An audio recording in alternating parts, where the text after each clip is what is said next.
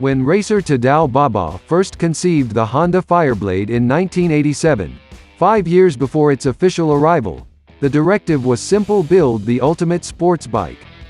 The FireBlade has endured several redesigns, generations and iterations, implying the directive was at least somewhat successful.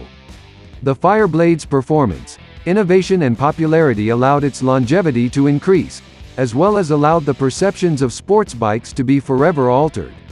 It was lightweight beyond belief, largely thanks to key components having to be completely redesigned.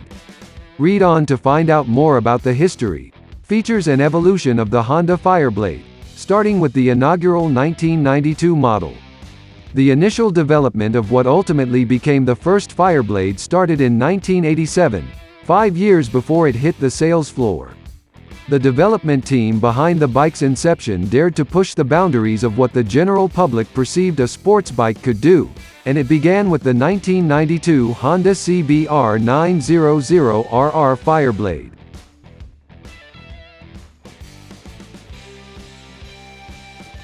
Tadao Baba, a racer and test rider who later became an engineer, was the main force behind the conception of the FireBlade.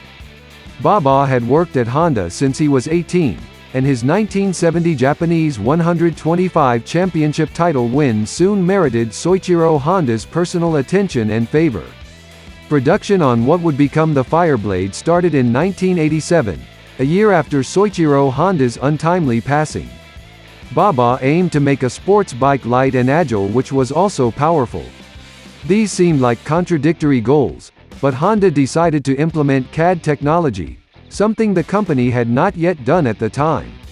By using CAD technology, the company was able to synergize seemingly opposing goals. The 1992 Honda CBR 900RR FireBlade was born of templates and aspects from Honda's other bikes, the CBR 750RR and the CBR 1000F.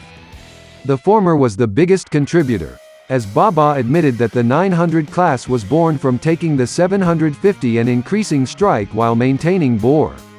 Admittedly, Honda's competition was so busy trying to figure out how to make a better 750 bike that they didn't think outside the box enough to go beyond the 750 to the 900.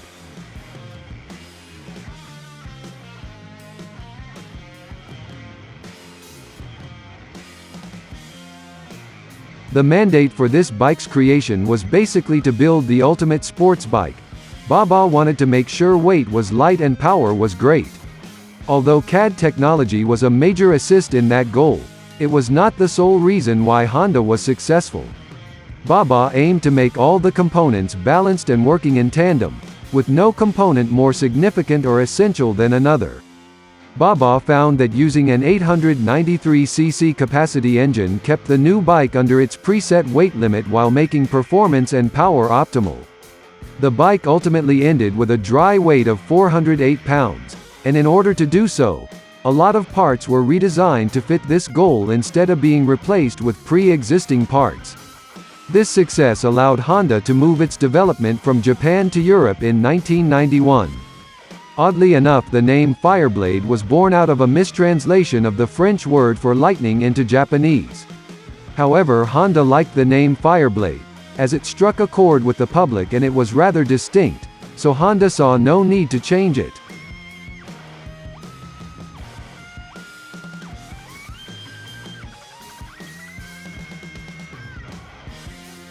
The stats and specs for the 1992 FireBlade are semi-innovative, thanks to Baba insisting the bike be powerful yet lightweight, though they lend themselves well to the sports bike sub-genre of motorcycle racing. As mentioned before, the bike had an 893cc engine that was an inline, liquid-cooled, 4-stroke engine. It had 4 cylinders and delivered 120 horsepower at 10,500 RPM and put out 65 pound-feet of torque at 8,500 RPM. Its 6-speed transmission had a chain-based final drive, and its fuel tank could hold 4.8 gallons. The bike also had a 55.3-inch wheelbase with a seat that sat 32 inches from the ground. Front brakes featured 2 discs with 4 piston calipers, and the rear brakes featured 1 disc with a 1-piston caliper. While none of this may sound innovative from the numbers alone, these specs allowed the bike to perform admirably and optimally while only weighing 18 pounds, as per Baba's goal and specifications.